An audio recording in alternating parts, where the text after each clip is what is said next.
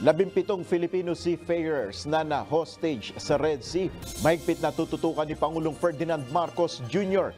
Biyahe sa Dubai ngayong araw, kinansela. Kasi nga, parang fleet na ito eh, no? parang swarming na rin ang mangyayari, no? Philippine version of a swarming, no? Yes. But at the end of the day, we want to make sure na it's a very successful event, na walang na mahirap. Bilang ng mga bangka na maaaring sumama sa civilian caravan sa Disyembre, posibleng babawasan ayon sa National Security Council. Sa matter of process po, ito pong decision po ng ating SILG ay kailangan pong ma-duly notify si Lieutenant Colonel Abong as part of the due process. So once mapareceive po sa kanya yung proof of service, maglalabas po ng Certificate of Finality of Judgment ang office po ng DILG.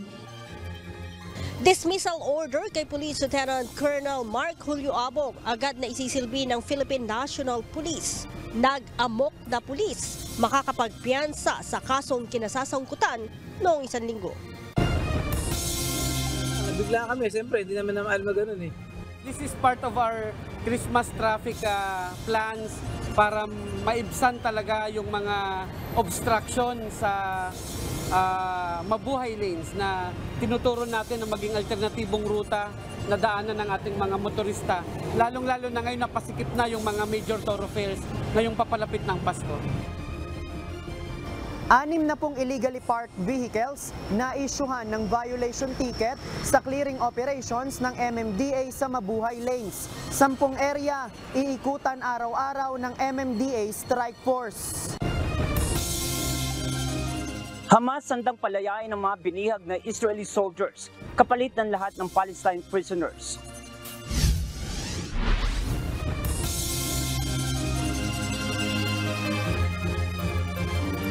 Magandang hapon Pilipinas at sa buong mundo. Una sa ating mga balita. 1 oras bago ang nakatakdang flight papuntang Dubai, United Arab Emirates, kinansela ni Pangulong Ferdinand Marcos Jr. ang kanyang pagdalo sa Climate Change Conference. Batay sa kanyang social media post, tinututukan niya ang mahalagang developments sa hostage situation sa Red Sea kung saan kasama ang 17 Filipino seafarers. Ito ang balita ni Nel Maribuhok, live.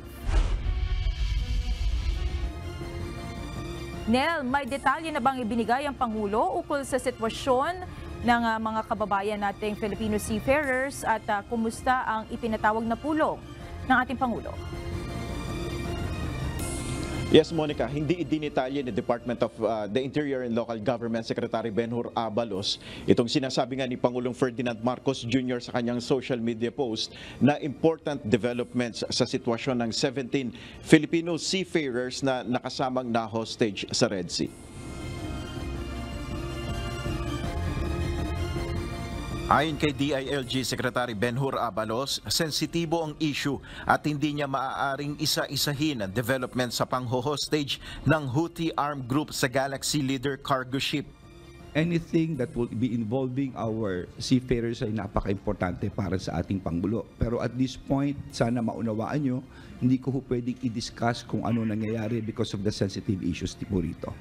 Kasabay nito, nagbigay na rin ng pahayag ang Department of Foreign Affairs. Ayon kay DFA spokesperson Teresita Daza, may impormasyon na nasa magandang kondisyon ang mga hostage at posibleng makalaya na. Una nang sinabi ni Department of Migrant Workers Officer in Charge Hans Leo Kakdak na mayroon ng pakikipag-usap na ginagawa ang gobyerno sa pamahalaan ng ibang mga bansa para sa ligtas na pagpapauwi sa mga Pinoy seafarer na lulan ng Galaxy Leader cargo vessel. Muling binigyan diin ng DMW official na hindi madali at maselan ang sitwasyon ng mga ito. Kaya nakatutok ngayon ang Pangulo sa sitwasyon ng Pinoy seafarers dahilan kaya niya kinansela ang pagpunta sa Dubai, UAE. 9:45 kaninang umaga ang schedule sana na departure statement ng Pangulo sa Maharlika Presidential Hangar sa Villamor Air Base, Pasay City. Nasa airport na rin ang delegasyon na kasama ng Pangulo sa Dubai, kabilang na dito ang ilang miyembro ng gabinete. Ngunit 8:22 ng umaga, inanunsyo ng Pangulo sa kanyang ex-post ang pagkansela ng kanyang lakad sa Dubai. Ipinagkatiwala ng Pangulo kay DENR Secretary Maria Antonio Yulo Loizaga ang pangunguna sa delegasyon na pupunta sa COP28. Monica, hanggang sa pagkakataong ito ay naghihintay pa rin tayo ng update na magmumula sa Malacanang ukol nga dito sa sinasabing ang pinatawag na pulong ni Pangulong Marcos at kung ano yung kanyang naging kautusan at ilang mga detalye pa ukol nga dito sa na-hostage nga na Filipino seafarers sa Red Sea. At patuloy tayong mag-aantabay ukol dyan sa usapin na yan. Monica. Nel, nitong mga nakaraang araw nabanggit na Malacanang na malaki ang posibilidad na mapakawalan itong 17 nating mga kababayan. Ito ba ay inaasahan natin na mangyayari anytime soon? Yan din yung ating tinanong sa mga cabinet members na nandun kanina sa Villamor Air Base. Nabahagi rin ng delegasyon pero ayaw din nilang magbigay ng impormasyon ukol nga dito sa sitwasyon ng mga Pinoy seafarer dyan na hostage sa Red Sea. Pero isang bagay lang yung ating nalalaman, yung ibinigay na impormasyon ngayon ng Department of Foreign Affairs, halos kasabay din yan nung anunsyo ng Pangulo kanina na kanselasyon ng kanyang trip na sinasabi niya na sinasabi ng DFA na posibilidad nga na base sa kanilang impormasyon ay nasa magandang kondisyon yung ating mga kababayan at posible ngang mapalaya base dun sa initial nga na pahayag ng DFA, Monica. Actually, yung gusto kong susunod na itanong, Nel, paano nakasisiguro na nasa mabuting sitwasyon yung ating mga kababayan? Nagkaroon ba ng pagkakataon na makausap sila o may ebidensya bang nagpapatunay na sila ay nasa maayos ngang kalagayan, Nel? Ang pinangahawakan lang natin ngayon, Monica, yung sinasabi nga ng gobyerno na patuloy ang kanilang pakikipag-ugnayan sa mga iba't ibang bansa, partikular doon sa maaring makatulong dito sa sitwasyon ng ating mga kababayan para matiyak yung kanilang mga kaligtasan. At yan din naman yung sinasabi ng Pangulo na kanyang tututukan itong sitwasyon na ito. Pero sa ngayon talaga ay halos lahat din kami dito na media na nakaabang dito sa Malacanang ay hinihintay natin yung posibilidad na base sa ating impormasyon ay maaring magbigay ng statement ang Pangulo dito. Monica. Sige, Nel, kami ay patuloy na makikipag-ugnayan na abangan namin ang mga updates sa issue na ito. Maraming salamat, Nel Maribuhook, live na nag-uulat mula sa Malacanang. Handa ang Hamas sa palayain ng mga binihag na Israeli soldiers kapalit ng lahat ng Palestinian prisoners na nasa Israel. Samantala, humingi naman ang China ng konkretong solusyon sa United Nations sa UN upang maresolba ang issue sa Gaza. Ito ang balita ni Rejan Bolivar.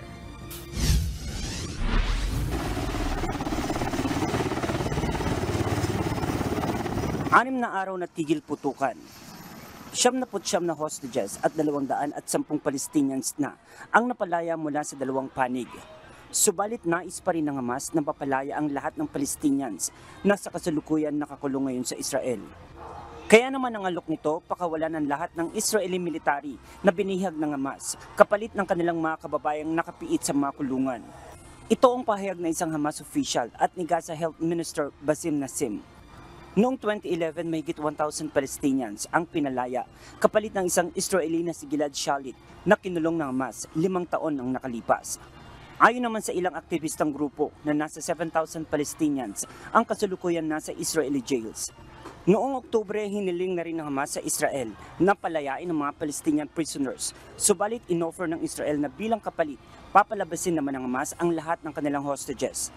Kaya naman hindi nagkaroon ng katuparan ito.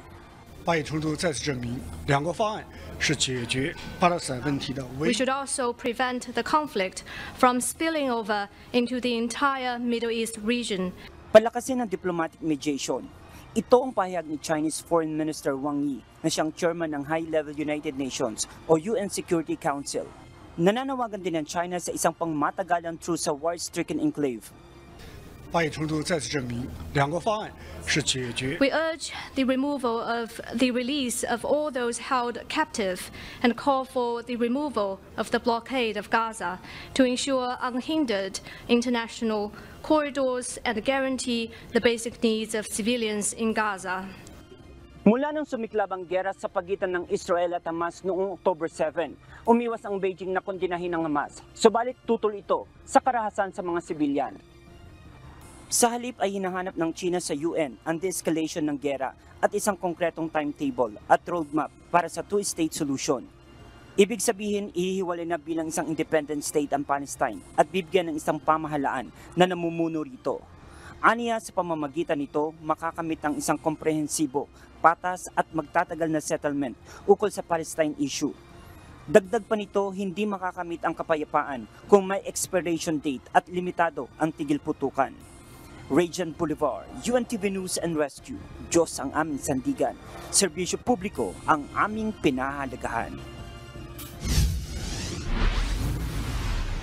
Nagpupulong na ang Philippine Coast Guard at Philippine Navy Western Command sa bilang ng mga bangka na maaaring sumama sa isasagawang civilian convoy ng atin ito koalisyon.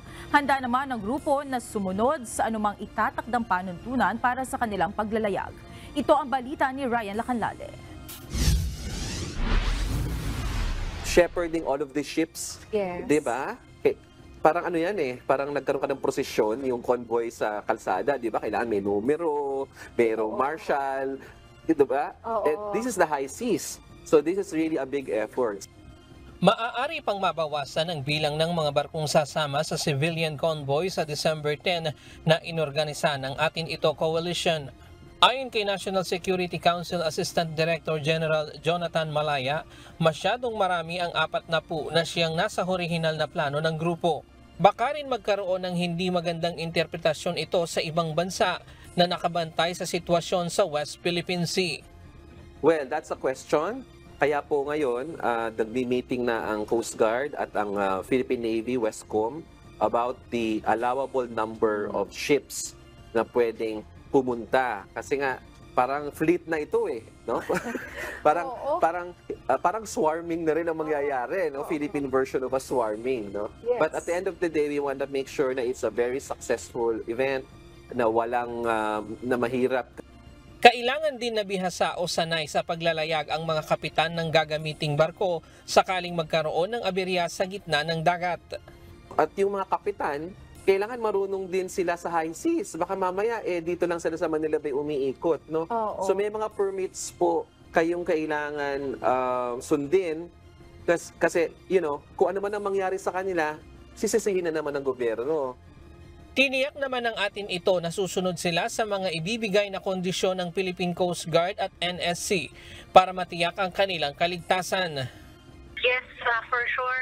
Masaya nga kami kasi mas madalas yung aming makikipag-ugnayan sa kanila. Nakipag-meeting pa kami doon sa Coast Guard sa Palawan District mismo. So yung requirements at yung mga volunteers natin, i-match din natin doon sa requirement at yung capacity ng ating government forces to secure our civilian mission. So pagtatagpuin natin yung ganoong mga iba't ibang mga considerations para talagang masigurado na magiging successful ang ating pamaskong handog.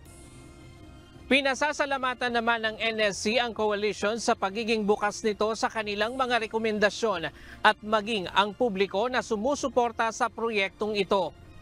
I'm sure matutuwa yung ating mga frontliners at mga mangingisda. Sisiguraduhin po ng National Security Council at ng Coast Guard at ng Navy na makarating din yung mga regalong ito dun pa sa ibang lugar na hindi mapapasyalan ng atin ito, especially yung DRP Sierra Madre. Sa December 5, itinakda ang jump-off ceremony sa El Nido, Palawan, habang sa December 9 naman ang aktwal na paglalayag. Patuloy namang inihikayat ng PCG at NSC ang mga nais magbigay ng tulong sa mga frontliner na nagbabantay sa teritoryo ng Pilipinas sa West Philippine Sea, na kung maaari ay dalhin na lang ito sa Armed Forces of the Philippines para sila na lang ang magdala. Ryan Lacanlale, UNTV News and Rescue. Diyos ang aming sandigan, serbisyo publiko ang aming pinahahalagahan. Aabot sa 60 mga motorista ang naisyuhan ng violation tickets kanina sa isinagawang clearing operations ng Metropolitan Manila Development Authority o MMDA sa Mabuhay Lanes. At ngayong nalalapit na ang holiday season, mas paigtingin pa ng MMDA ang kanilang operasyon kung saan 10 lugar ang araw-araw na susuyurin ng kanilang strike force upang may alis ang mga obstruction sa alternate roads. Ito ang balita ni JP Nunez.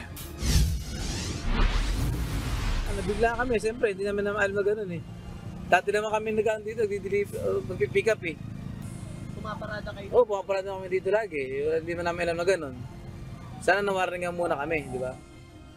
Sana lang may warning muna, yung gano'n, para may warning muna tapos bago ma-intow agad, yung parang pakiurong.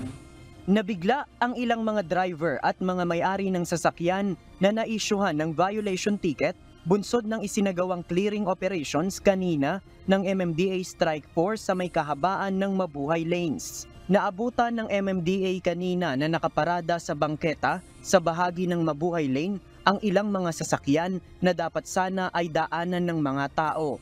Sa kabila ng may mga nakapaskil na signage ng no parking, halos okupado na ang sidewalk ng mga sasakyan. Pinagahatak ng MMDA ang lahat ng mga sasakyan na iligal na nakaparada sa kalsada. Pinatawan ng 1,000 pisong multa ang mga naabutang may-ari ng mga sasakyang iligal na nakaparada, habang ang mga sasakyan na unattended ay inisyuhan ng violation ticket na may multang 2,000 piso at pagkaka-impound. Ang isinagawang clearing operations ng MMDA ay bilang paghahanda na rin sa papalapit na holiday season kung saan inaasahan na ang mas mabigat na trapiko sa Metro Manila.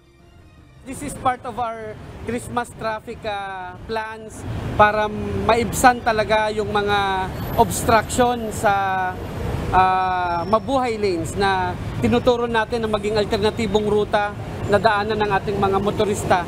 Lalong-lalo na ngayon napasikip na yung mga major thoroughfares ngayong papalapit ng Pasko.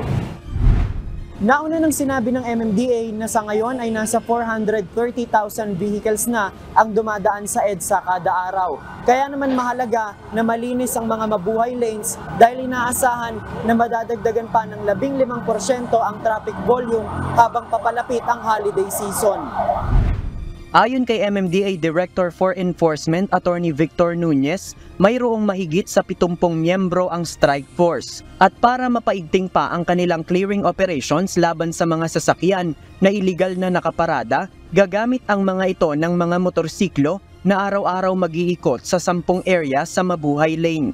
Kumpara sa regular na clearing operations, walang kasamang tow trucks ang strike force ng MMDA. They could return every day sa isang area, madali silang makabalik, and mararamdaman ng mga laging nagva-violate ng illegal parking, yung talagang determinasyon namin na talagang matikitan sila at hindi na sila umulit. Ayon pa kay Attorney Nunez, may dalang mga handheld ticketing devices ang mga miyembro ng strike force kung saan maaari na ring magbayad ng multa on the spot ang mga motoristang maiisyuhan ng violation ticket. Yung mga enforcers natin ngayon, dala na nila yung bago nating handheld ticketing device. So yung iba, kapag gusto nilang mag-settle ng payment, pwede nilang itap, may QR code, they could pay outright yung traffic violation nila. Sa datos ng MMDA, umabot sa 60 mga illegally parked vehicles ang naisyuhan ng ticket kanina. 9 naman ang mga nahatak kung saan 4 ang 4-wheeled vehicles at 5 ang motorsiklo. JP Nunez, UNTV, News and Rescue. Diyos ang aming sandigan, serbisyo publiko ang aming pinahahalagahan. Idineklara ni Pangulong Ferdinand Marcos Jr. ang ika-30 ng Nobyembre bilang National Bike to Work Day. Ito rin ay alinsunod sa isinusulong ng Department of Health na humikayat sa publiko na gumamit ng bisikleta papunta sa kani-kanilang trabaho upang manatiling aktibo at malakas. Ito ang balita ni Gladys Tuwabi. we're encouraging people to become active, and cycling is one of those na can really prolong your life. Moving, doing a lot of activity will keep you healthy. Very important. Sakit sa puso, stroke at cancer. Ilan lamang ito sa mga sakit na maaring maiwasan sa pagkakaroon ng active at healthy lifestyle. At isa sa mga maaaring gawin para manatiling aktibo ang ating pangangatawan ay ang pagbibisikleta. Kaya hinihikayat ng Department of Health ang publiko na subukan ang bike to work. Kaugnay nito, pinirmahan ni Pangulong Marcos noong November 28 ang Proclamation No. 409 na nagdideklara na National Bike to Work Day ang huling araw ng Nobyembre kada taon. Binanggit sa proklamasyon ang pangangailangan na gawing mainstream mode of transportation ang pagbibisikleta at improvement sa cycling infrastructure sa bansa. Inatasan rin ng Interagency Technical Working Group on Active Transport o IATWGAT ng DOH na manguna, mag-coordinate at mga siwa sa pagdiriwang ng National Bike to Work Day. Ayon kay Secretary Ted Herbosa, bukod sa pagkakaroon ng healthy lifestyle, economical din ito dahil malaki ang matitipid sa pamasahe. Liban sa pamasahe, nakakatipid rin ng oras sina JL Emata at Dandy Flores sa pagpasok sa trabaho dahil mas mabilis ang biyahe kapag nakabisikleta. Iwas abala na rin po kasi kung magkukommute ako, ang kinakain 1 oras. Kapag nagbabike, mga 30 minutes lang, 20 minutes. Isa na rin po yun kasi sa trabaho minsan nakaupo lang din. Para exercise na rin po. Pag nagbabike po ako, mas mabilis po ito kaysa sa pagko-commute. Naiiwasan ko yung traffic, hawak ko yung oras ko, namamanage ko yung time ko. Healthy po, malusog ang katawan. Exercise po at saka malaking budget po ang natitipid ko. Para naman kay Jongjong, tansyado na niya ang pagsakay at pagbaba sa kanyang destinasyon. Ngayong nagbabike na siya papunta sa kanyang destinasyon. Mas maganda ganito po yung magbike ko para yung pupuntahan ko, matigil ko agad. Yung gangkas pa ako, nag-jeep ako, minsan lampas ako, layo na. Batay sa ulat ng Social Weather Station noong Setyembre, nasa 36% ng sambahayan sa bansa ang gumagamit na ng bisikleta. Kasabay ng paghikayat ng DOH sa publiko na makaisa sa Bike to Work campaign. Nakipag-ugnayan na rin ito sa local government units, national agencies at pribadong sektor upang mabigay ang pangangailangan ng mga biker.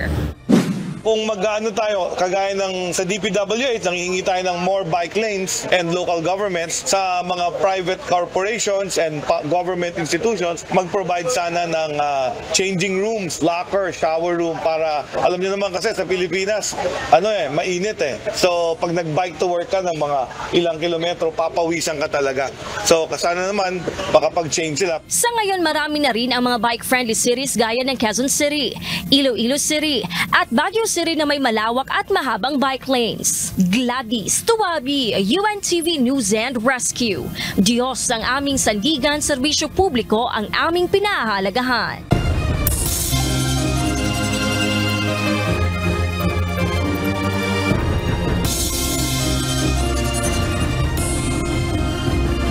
Naghihintay na lamang ng Certificate of Finality mula sa Department of the Interior and Local Government o DILG ang Philippine National Police bago isilbi ang dismissal order laban kay Police Lieutenant Colonel Mark Julio Abong. Ayon sa PNP Public Information Office, ang dismissal ay may kaugnayan sa kasong reckless imprudence resulting in homicide sa nangyaring hit and run noong nakaraang taon sa Quezon City. Ito ang balita ni Leia Ilagan. So, ibig sabihin po ay immediately executory po yung decision na inilabas po ng ating SILG. Definitely, once we receive the copy at ma-issue po yan, he is no longer member of the Philippine National Police while he can exhaust his administrative remedies outside of the PNP. Agad isisilbi ng Philippine National Police ang dismissal order laban kay Police Lieutenant Colonel Mark Julio Abong. Oras na maabisuhan ito at matanggap na nila ang Certificate of Finality mula sa Department of the Interior and Local Government o DILG. Ayon kay PNP Public Information Office Acting Chief, Police Colonel Jean Fajardo, nauna nang umapila si Abong sa DILG na i-dismiss ang rekomendasyon ng People's Law Enforcement Board o PLEB na alisin siya sa serbisyo dahil sa kawalan ng merito sa kaso. Gayunman, Naglabas ang DILG ng desisyon na sumasang-ayon sa Regional Appellate Board NCR na dapat itong tanggalin sa serbisyo. Sa matter of process po, ito pong decision po ng ating SILG ay kailangan pong ma-duly notify si Lieutenant Colonel Abong as part of the due process. So once mapareceive po sa kanya yung proof of service, maglalabas po ng certificate of finality of judgment ang office po ng DILG, at once they issued a certificate of finality at marireceive po ng PNP yung official copy po nitong decision at yung kanilang transmittal concerning the certificate of finality and then yung implementation of orders, then the PNP will issue the implementing orders for the dismissal of Lieutenant Colonel Abong from the PNP service. Samantala, kinansela naman ng Firearms and Explosives Office ang lisensya ng 3 baril, license to own and possess firearms at permit to carry firearms outside of residence ng opisyal. Si turnout po, based po sa records po ng FEO, yung 3 baril na nakarehistro po under his name are all expired na po. Sa matter of protocol po, yung FEO po will send a notice to him to order him to turn over po yung kanyang 2 expired na license po na baril sa FEO po. Inaayos na rin umano ni Abong ang proseso para makapagpiyansa sa mga kinakaharap na kaso kaugnay sa pag-aamok at pagpapaputok ng baril sa Quezon City. Naglabas na po ng resolution ng Quezon City Prosecutor's Office at nirecommend po nila ang filing ng information for disobedience against an agent of a persons in authority, violation po ng gun ban, physical injury. Doon po sa baril niya ay inabsorb po ng doon po sa kanyang gun ban and illegal discharge yung kanyang luso, yung kanyang kaso na isinampa po natin for violation po ng Republic Act 10591 was already absorbed doon sa mga kaso using his firearm. So it will just be treated as an aggravating circumstances. Pinaprocess na po ni Abong itong kanyang mga bail po, mga around 177 po lahat yung bail po niya doon sa mga nasabing kaso. Bunsod ng nangyari kay Abong, may paalala ang PNP sa mga pulis. Kahit ikaw ay isang opisyal, isa kang ordinaryong miyembro ng PNP o non-commissioned officer and even non-uniformed personnel, ay hindi ka exempted sa application ng ating mga batas. Whether it's a criminal offense or administrative offense, ay kailangan mong panagutan kung ano yung mga infraction at misdeeds and misdemeanors na iyong ginawa. Si Abong ay walang makukuhang benepisyo sa PNP kapag natanggal sa serbisyo maliban sa kanyang naipong mga leave. Leia Ilagan, UNTV, News and Rescue. Diyos ang aming sandigan, serbisyo publiko ang aming pinahahalagahan. Natapos na ang halos 3 buwan na election period kaugnay sa barangay at sangguniang kabataan election. Ayon kay PNP Public Information Office Acting Chief Police Colonel Gene Fajardo, mas mataas ang bilang ng naarestong lumabag sa gun ban ngayong halalan kumpara noong 2018 BSKE. Base sa tala ng PNP noong 2018, nasa 1,509 lamang ang naarestong nagbitbit ng baril habang may ban, habang 1,298 naman ang nakumpiskang mga armas. Mas mababa ito kumpara sa nasa 2,672 na naaresto ngayon 2023 at 2,087 na nakumpiskang mga armas. Mataas din ang naitalang validated election-related incidents ngayong taon na nasa 105 habang 40 lamang noong 2018 elections. Sa kabila nito, sinabi ng PNP na maituturin pa ring payapa ang sa pangkalahatan ang BSKE 2023. While tinitingnan po natin na mas naging intense po yung BSKE 2023 compared to BSKE 2018 in terms of the number of recorded incidents. But generally, ang ating assessment po dyan ay generally peaceful po, pangkalahatan yung naging election natin. And this was also the statement made by the COMELEC chair, si Honorable George Garcia.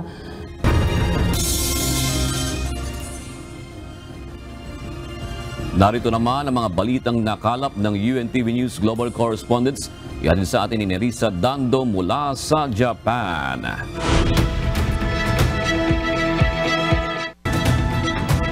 Nerissa, meron bang hinihinging tulong ang Ukraine sa Japan pagdating sa kanilang paikipaglaban sa Russia? Magandang gabi sa inyo dyan sa Pilipinas, June. Yes, merong hiningin tulong ang Ukraine sa Japan government at isa nga dito ay ang para palakasin ang kanilang air defense capabilities. Kasama sa kanilang hinihiling ay ang pang-jam sa pag-atake ng drones ng Russia. June? Alright, Nerissa, ibigay mo ng iba pang mga balita sa iba't ibang panig ng daigdig.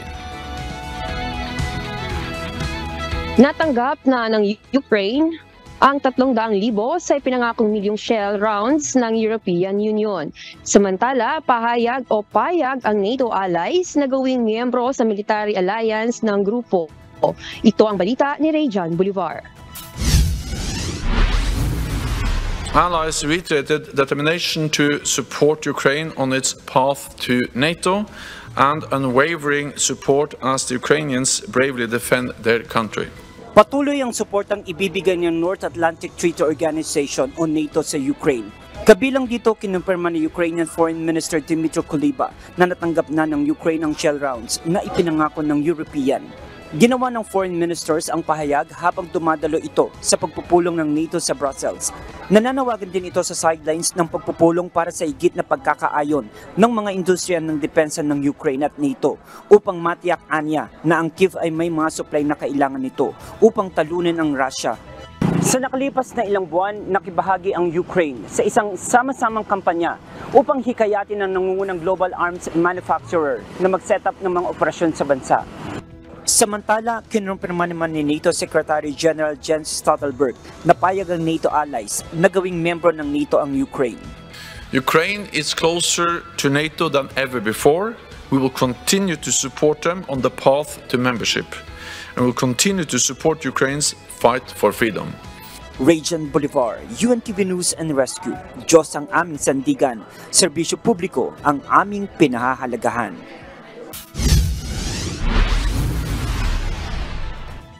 Pumanaw sa edad na 100 ang dating US Secretary of State na si Henry Kissinger. Si Kissinger ay nagsilbi sa Estados Unidos bilang top diplomat at national security advisor sa administrasyon ng mga dating Pangulo na si Richard Nixon at Gerald Ford. Bagaman umalis na sa pagiging opisyal noong mid-1970s, patuloy itong kinukonsulta ng US leaders. Bukod dito, naging mahalaga ang role ni Kissinger sa US foreign policy sa panahon ng Cold War. Ang German-born former diplomat ay namatay sa kanyang tahanan sa Connecticut. Wala namang ibinigay na dahilan ng pagkamatay ni Kissinger. Nangako ang US Congress na ipapasa ang isang $886 billion na defense policy o defense bill policy. Ito ay gagamitin upang mapalakas pa ang militar ng Estados Unidos. Ito ang balita ni Kath Dumaraos. Isa sa malaking bahagi ng legislation na pinapasa ng US Congress kada taon ang National Defense Authorization Act o NDAA. Ito ay hiwalay sa appropriations bill setting government spending levels. Ang NDAA ang namamahala sa lahat mula sa pagtataas ng sweldo para sa militar hanggang sa pagbili ng mga ships at aircraft, pati na rin ang suporta para sa Ukraine. Nais ding maitaas ang budget para rito ng 5.2%. Kaya naman ngayong taon naipasa ng Republican-led na Kongreso ang ang bersyon ng panukalang batas na ito sa 219 to 210 kung saan bumoto ang mga Democrats ng no. Inakusahan naman ng Republicans ang oposisyon na nag-i-inject umano ito ng propaganda sa military na nagpapahina sa US forces. Ayon naman kay Representative Mike Rogers, chairman ng House Armed Services Committee, ipaglalaban nila ang pinasang batas upang masiguro na maipapasok ang kanilang inclusion sa huling hakbang ng pagpasa nito. Kat Dumaraos, UNTV News and Rescue. Diyos ang aming sandigan, serbisyo publiko ang aming pinahahalagahan.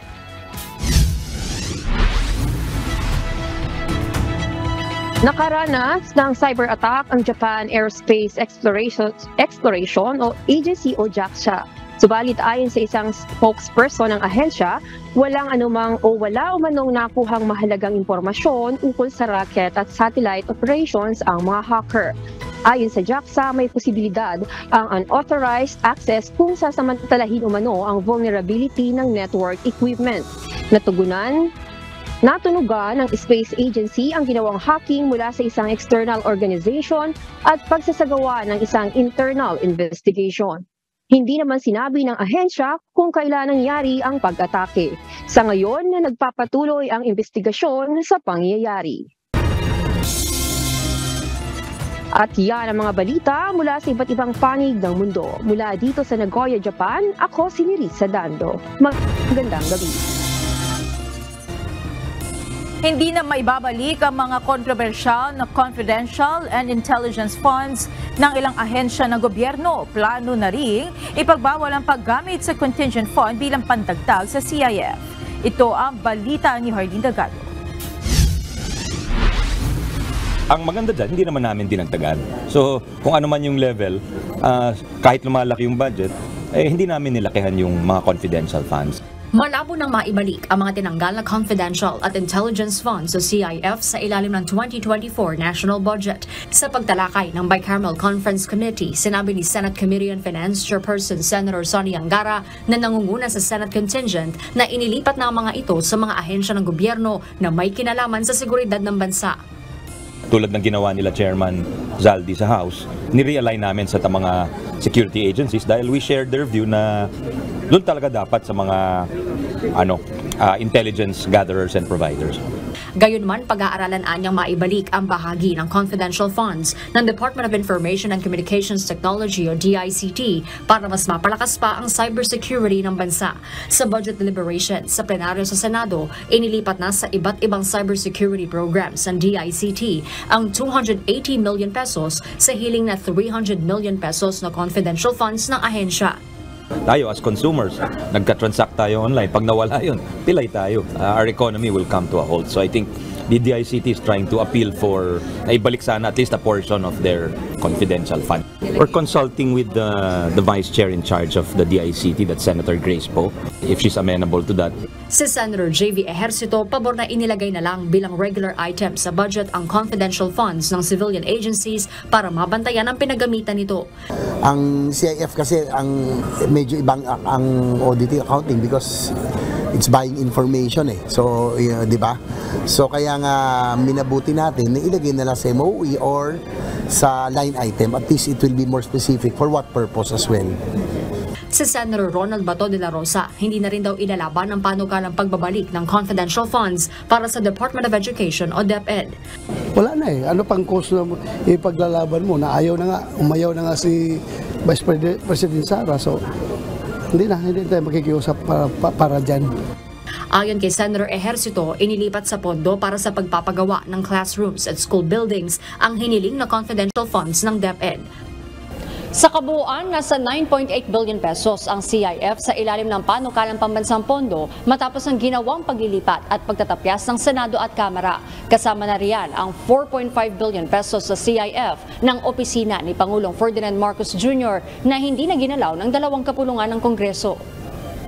Ayon naman kay House Appropriations Committee Chairperson Representative Zaldico, titingnan nila ang nilagay na special provision sa bersyon ng Senado na nagbabawal sa paggamit ng contingent fund bilang pangdagdag sa CIF. Titiyakin naman anya ng Kamara na mananatili ang ginawa nilang realignments para sa social services gaya sa pagtugon sa mataas na presyo ng bilihin at pagbibigay ayuda. Baka mamaya madagdagan pa yung problema sa mga gera or sa inflation. Kailangan medyo handa tayo para matulungan yung lower middle class and the poorest of the poor or the near poor. Target ng komite na maaprubahan at ratipikahan ang pinal na bersyon ng pambansang pondo bago mag-adjourn ng sesyon ng Senado at Kamara sa December 16 para mapirmahan ni Pangulong Marcos Jr. bago tumulak patungong Japan. Jorlene Delgado, UNTV News and Rescue. Diyos ang aming sandigan, serbisyo publiko ang aming pinahahalagahan. Iginiit ngayon ng SMNI host na si Eric Celis na galing umano sa kanyang sources ang impormasyon hinggil sa sinasabing 1.8 billion pesos na ginastos sa travel expenses ni House Speaker Martin Romualdez. Sa pagharap ni Eric Celis sa pagdinig ngayong araw ng House Committee on Legislative Franchises, kinwestiyon ng mga mambabatas ang SMNI host hinggil sa naging pahayag nito ukol sa nasabing travel expenses ni Speaker Romualdez. Pero giit ni Celis, hindi pahayag ang kanyang naging statement sa issue kung hindi ito ay nasa forma ng pagtatanong kung saan kausap umano niya noon sa isang programa sa istasyon ang dating opisyal ng Presidential Anti-Corruption Commission na si Greco Bellica. Ayon pa kay Celis, nakabatay umano ang inihayag niyang impormasyon mula sa kanyang dalawang sources na ayaw nitong pangalanan. Pilit siyang pinaamin ng mga congressman kung sino ang kanyang sources. Subalit, mariin itong tumanggi at iginiit ang karapatan na protektahan ang identity ng mga ito. Sa huli, sinabi ni Celis na kung nagkamali man siya sa kanyang impormasyon, ay handa umano siyang humingi ng paumanhin sa mababang kapulungan ng Kongreso upang magamot ang anumang sugat at di pagkakaunawaan kaugnay sa issue. Nagpatawag ng pagdinig ang Kamara upang talakayin ang prangkisa ng SMNI kasunod ng mga ulat hinggil sa umano'y paninira at pagpapakalat nito ng maling impormasyon.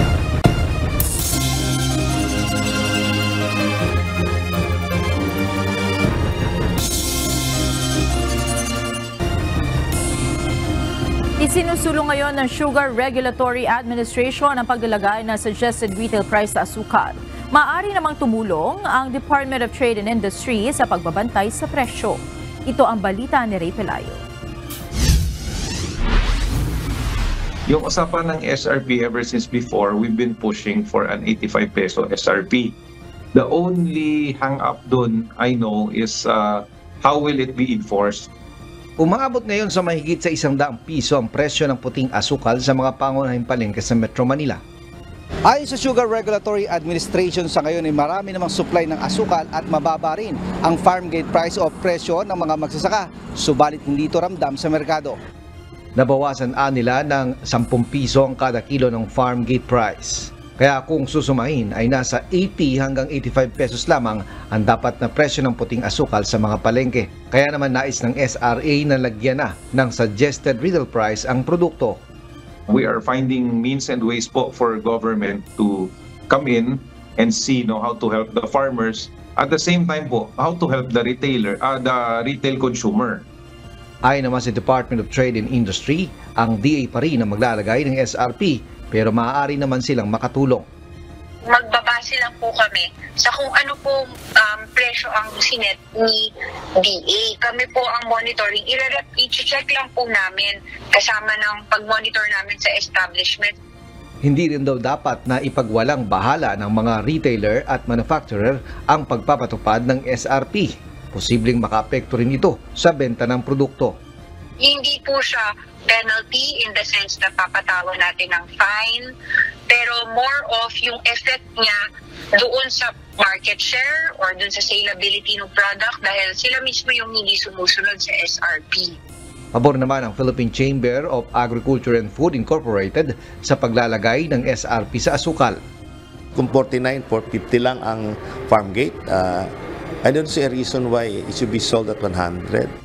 Samantala, posible na ring ilabas sa merkado ang mga nakumpiskang asukal. Ayon sa SRA, sa ngayon ay pinag-uusapan na lamang kung paano ito i-repack. The sugar naman po, pina-check ulit, is in good condition, it's stored properly. So mahaba-haba naman yung shelf life nun. We really hope, together with the DA Secretary, na itong December, lalabas yan sa market. Ray Pelayo, UNTV News and Rescue, Diyos ang aming sandigan, serbisyo publiko ang aming pinahalagaan. Ginugunita ngayong araw ang ika-160 taong kaarawan ng tinaguriang ama ng himagsikang Pilipino na si Gat Andres Bonifacio. Kaugnay nito isang programa ang isinagawa sa bantayog ni Bonifacio sa Monumento Caloocan kaninang umaga na pinangunahan ni Executive Secretary Lucas Bersamin. Bukod sa mga bulaklak, inalayan din ang bayani ng gun salute. May temang katungkulan at pananagutan tungo sa kaunlaran ng bayan ang komemorasyon ng Bonifacio Day ngayong taon. Hinikayat naman ni Pangulong Ferdinand Marcos Jr. ang mga Pilipino na ialay ang kanilang buhay sa bansa at tularan ang pinuno ng Katipunan na si Andres Bonifacio. Sa kanyang mensahe na binasa ni Executive Secretary Bersamin, sinabi ng Pangulo na maaari nating ipagpatuloy ang nasimula ni Gat Andres Bonifacio at tiyaking mamana natin sa mga kabataan ang tunay at wagas sa pagmamahal sa bayan tulad ng kanyang ipinamalas. Walang nakikitang problema ang ilang senador na kilalang kaalyado ni dating Pangulong Rodrigo Duterte sa pagkilos ng Kamara sa mga panawagang makipagtulungan ng gobyerno sa International Criminal Court o ICC.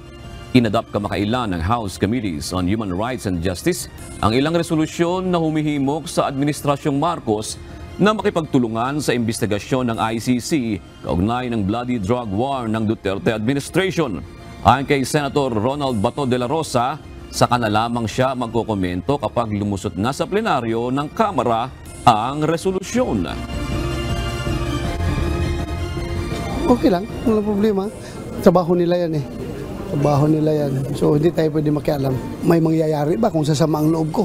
Wala namang mangyayari. So, huwag na lang sumama ang loob ko dahil ako lang ang matatalo niyan pag sasama ang loob.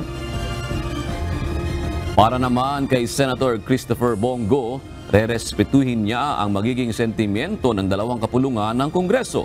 Na kay dating Pangulong Duterte na rin anya kung nais nitong humarap at magsalita sa issue sakaling imbitahan sa pagdinig sa Senado. Nirerespeto po natin kung ano po yung sense of the House of Representatives. Nirespeto ko po yun bilang senador. At kung ano man po ang magiging outcome rin po dito sa Senado, akin rin po may irerespeto. Hindi po namin napag-uusapan ang bagay. At I'm sure kausap niya po ang kanyang legal team. Balikan po natin ang ulat ni Dante Amento kaugnay po sa pag-disqualify ng Comelec and Bank sa Smartmatic. Dante, ang tanong ko kanina, saan humuhugot ng pagkadismaya ang Smartmatic sa desisyong ito ng Comelec? Magandang gabi, John. Sa opisyal nga na pahayag ng kumpanya ng Smartmatic, sinabi nito na hindi umano sila nabigyan ng due process o pagkakataon na sagutin yung mga aligasyon na siya namang naging basihan ng Commission on Elections o Comelec and Bank. Unfair o hindi makatarungan. Ito ang naging reaksyon ng Smartmatic sa desisyon ng Commission on Elections o Comelec and Bank kahapon na i-disqualify sila o hindi na sila papayagang sumali sa anumang proseso ng public bidding para sa mga hinaharap na eleksyon sa bansa. Una, nilinaw ng kumpanya na wala umano silang kinakaharap na kaso sa Estados Unidos. Kaya naman ang naging basihan anya ng Comelec sa kanilang disqualification bukod sa mali ay non-existent o hindi umiiral.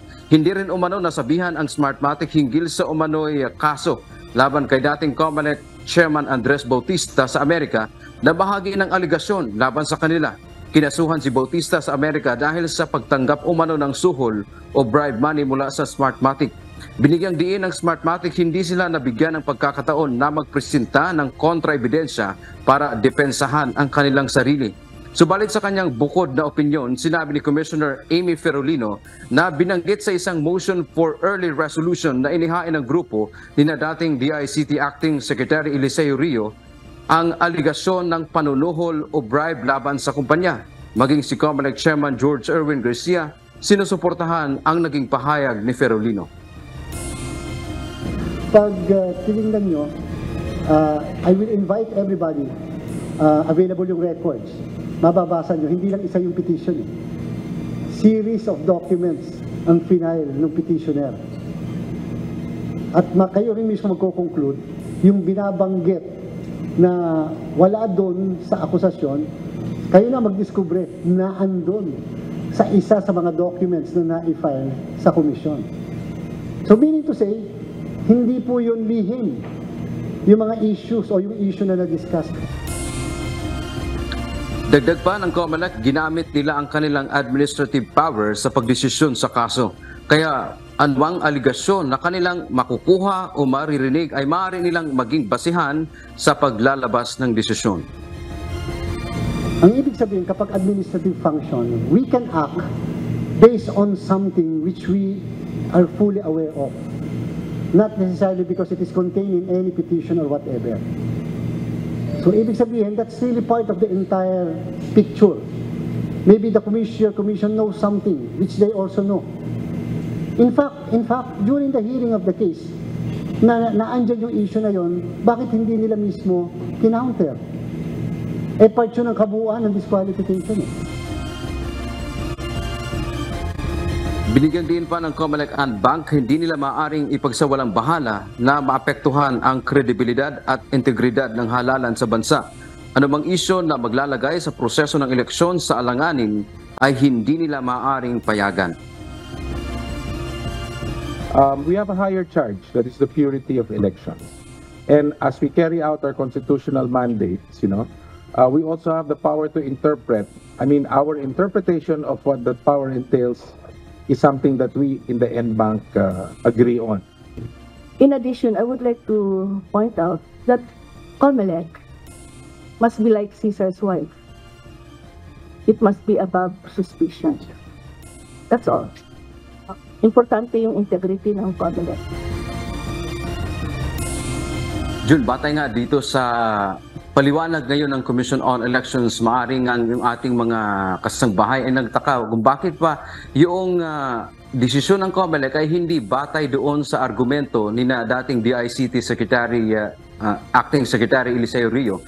Ang sinabi kanina, batay sa paliwanag ng COMELEC, dahil ginamit nila yung kanilang administrative function o power, ay anumang kanilang maririnig o kaya anuman yung maaring mga issue na makakaapekto doon sa integridad ng halalan, bagamat wala yan doon sa argumento, ay maaari nilang magiging basihan para sa kanilang desisyon dahil admin function lang naman ang kanilang ginamit. At dahil nga dyan, immediately ay executory yung magiging desisyon ng COMELEC and Bank at maaari na lamang mag-apila ang Smartmatic in particular kung gusto nilang mag-apila sa alinmang korte dito sa ating bansa. At binanggit rin kanina ni Chairman Garcia na bagamat kasi ang sinasabi ng iba, baka naman maaaring ang sabihin ng iba, baka naman wala nang makakapasa doon sa mga inilabas silang terms of reference, itong requirement ika nga nila para sa magiging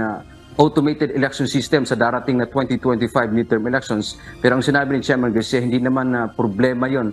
May mga pumasa naman na mga kumpanya doon sa kanilang inilabas na kumbaga terms of reference kahit na wala pa yung Smartmatic. Dahil may mga iba namang kumpanya ngayon na inaasahan nating magbibidin sa pagbubukas ng bidding sa darating na December 12. Yan nating update. Balik sa iyo, June. May paramdam na ba, Dante, o pahayag ang Smartmatic na sila ay aapila sa korte? Jun, mukhang sa kanilang pahayag ngayon, wala pa silang sinabing formal na mag-apila kami o mag-file ng motion, pero ang binanggit ni dating COMELEC Commissioner Robert Lim na ito yung ngayong kasalukuyang tagapagsalita ng COMELEC, pinag-aaralan nila kung ano yung kanilang susunod na legal remedy. June. Ibig bang sabihin nito, Dante, na ang Smartmatic ay pwede nang dumiretso agad sa Korte Suprema o sa mababang korte lamang muna? Jun, dahil nga ito ay administrative function, maaari silang dumulog sa isang mas mababang korte bukod sa ating Korte Suprema, Jun. So, balimbawa, di Regional Trial Court, maaari silang dumaan doon dahil administrative power ang nagiging basihan ng COMELEC sa kanilang desisyon, Jun. Alright, maraming salamat, Dante Amento.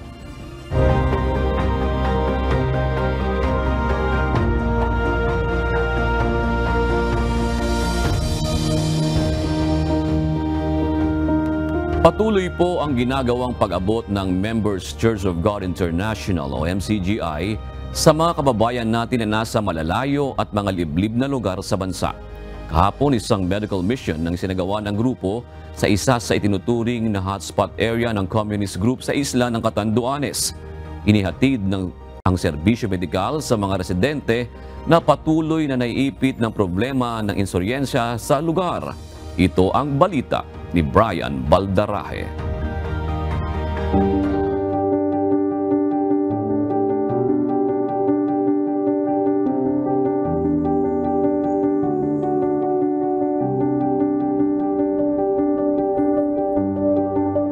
Hanggang ngayon, problema pa rin ang insurhensya sa maraming lugar sa bansa. Marami sa mga Pilipino ang patuloy na apektado ang pamumuhay dahil sa tuloy-tuloy pa rin na labanan ng puwersa ng pamahalaan at ng mga makakaliwang grupo. Sana magkaroon na ng kapayapaan. Yung ganun po, yung matigil yung kanilang mga pinaglalaban na nadadama yung mga sibilyan. Disadvantage siya kumpara sa ibang barangay na malapit talaga sa highway, no? At saka itong barangay na to, meron din tong history ng NPA na nag-infiltrate dito at ngayong taon nagkaroon tayo ng isang encuentro dito sa barangay nito. Matatagpuan ang barangay GMA Tukaw sa bayan ng San Miguel, sa pusod ng isla ng Catanduanes. Halos 7 kilometro lamang ang layo nito sa labasan. Subalit dahil sa lubak-lubak at mahirap na daan ng kalsada, bihira lamang na marating ito ng serbisyo ng gobyerno. Wala pong health center dito.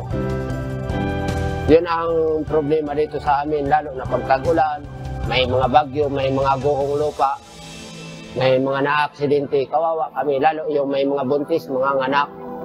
Ang hirap, binabangka pa. Yung mga parents or hindi maka-provide, like for example for transportation, kasi nga wala din silang pera, kaya kailangan silang mapuntahan, which is yun lang yung heartbreaking, lalo kung bata, kasi parang ang hirap isang magulang na medyo hindi maibigay ng sapat na para sa mga anak nila.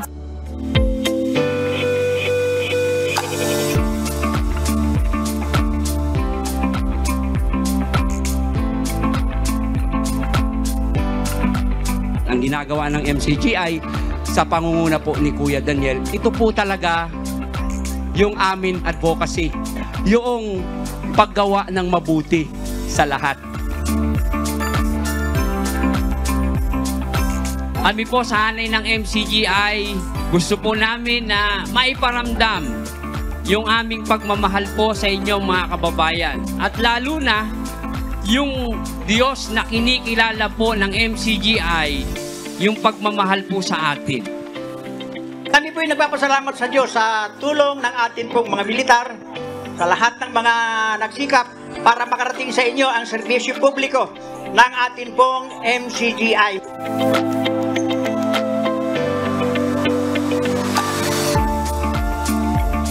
Lubos naman ang pasasalamat ng mga naging benepisyaryo ng aktibidad. Salamat na malaki sa inyo, sa inyong lahat. Dahil nabiyayaan kami ng ganito. Matanda na yung iba dito, ngayon lang talaga nagkaroon ng ganito dito sa amin na tulong. Salamat sa inyo, MCGI. Maraming naghihintay ng ganyan na tulong, kasi ngayon dumating kayo, kaya sobrang tuwa-tuwa namin.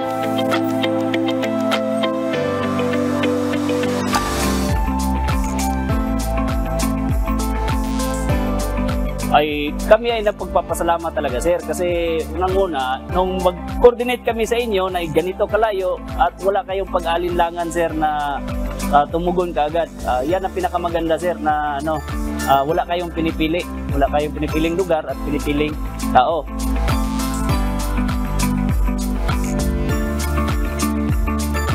Naniniwala ang mga residente dito sa Barangay GMA Tukaw na hindi lamang kasiyahan ang naidulot sa kanila ng kauna-unahang medical mission na hatid ng MCGI, kundi pag-asa na darating ang isang araw na dahil sa mabubuting gawa na ito, ay makakamit nila ang tunay na kapayapaan.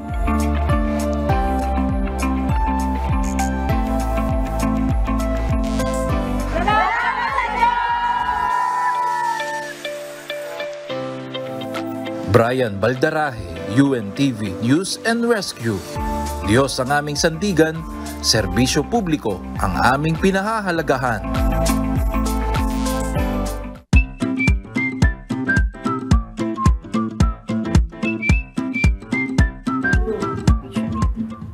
Yun, dito na pa tayo sa ating komentaryo ng ating mga kauserong Pinoy. Medyo na-miss natin to, Monica.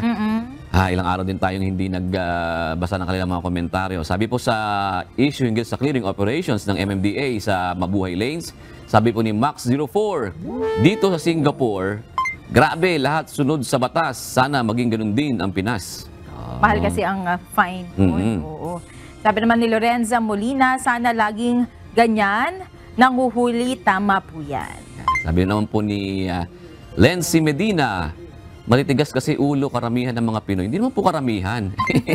Mangilan-ngilan naman. Pagkakaramihan ng Pinoy na matigas ng ulo, ano na yun, mahirap po yun. May mangilan-ngilan na pasaway. Tungkol naman sa National Bike to Work Day, sabi ni Sonito Vargas Channel, mahirap din magbike sa main road kahit na may bike lane. Ibang motorist walang pakialam sa mga bikers. Kahit nasa right lane, nasa sagi pa rin. Sabi nung ating Lord Director, saan ba yan? Sa Thailand? Thailand? Malaysia. May harang. May barrier. May barrier. Yung bike lane nila para hindi mabangga. Mainam yun. Indonesia, Malaysia, no? Yan. Ito naman po sa hinggil doon sa police officer. Yung alisin sa serbisyo, sabi po ni Belly Flores, dapat ikulong din si Abong, di lang dismiss. May proseso po iyan. Oo. Administrative muna siguro yung tinitingnan nila. Ito na po, tayo ay mag-shoutout na sa ating mga kausi ngayong gabi. Unahin na po natin si at Kyla Galarosa. Siyempre, nandiyan din po si Tata Rica Borda, Diram Patun, ayan, at Francisco Gulapa. Salamat din po sa panonood kina Berna Godalye, si Ulysses Tatel, ba? Parang mag-ano ko to, Tatel to ah. Luz Biminda Suwangko. Ayan. Maraming salamat po sa inyong pagtutok. Narito naman ang salita ng Diyos na ating sandigan mula sa aklat ng mga Kawikaan 21:24 na nagsasabi, ang palalo at mapagmataas na tao, manglilibak ang kanyang pangalan. Siya'y gumagawa sa kahambugan ng kapalaluan.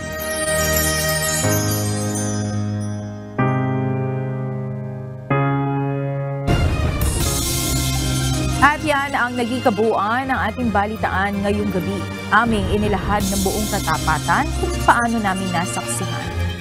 Kayo'y makapagtitiwala na ang aming nakita at narinig, ang aming ibinabalita. At dito po sa UNTV, Diyos ang aming sandigan, serbisyo publiko ang aming pinahahalagahan. Magandang gabi po.